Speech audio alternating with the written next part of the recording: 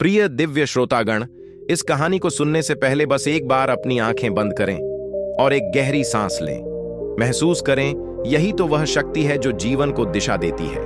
अब आइए चलते हैं उस यात्रा पर जहां श्वास और मन मिलकर चमत्कार रचते हैं। हिमालय की तराई में एक बालक जन्मा था। नाम था नील। नील बचपन से ही बहुत क्रोधित रहता था।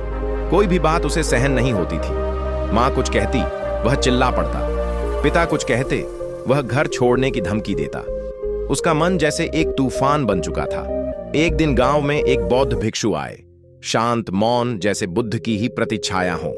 लोगों ने कहा, यह व्यक्ति केवल मौन से ही मन को बदल देते हैं। नील उस भिक्षु के पास गया।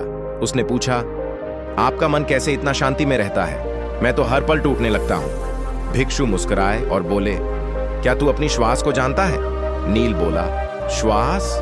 मैं तो रोज सांस लेता हूं। भिक्षु बोले, नहीं, तुम सांस नहीं लेते, सांस तुम्हें लेती है। उसे जानो, उसे महसूस करो, फिर देखो तूफान खुद शांत हो जाएगा। नील को बात समझ नहीं आई, पर उसने भिक्षु के निर्देश पर हर दिन केवल 5 मिनट अपनी श्वास को देखना शुरू किया। पहले दिन उबाऊ लगा, दूसरे दिन खीज हुई, तीसरे दिन भीतर कुछ हिला, चौथे दिन वह रो पड़ा।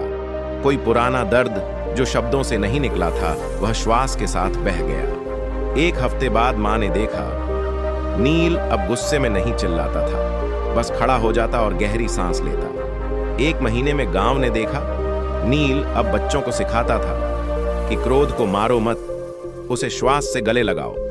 भिक्षु वापस लौटते समय नील से मिले। नील बोला, मैं अब जानता हूं, श्वास मेरा अस्त्र है, मन मेरा शिष्य है और मैं स्वयं बुद्ध का अंश हूं। प्रिय आत्माओं, यदि नील बदल सकता है तो हम सब बदल सकते हैं।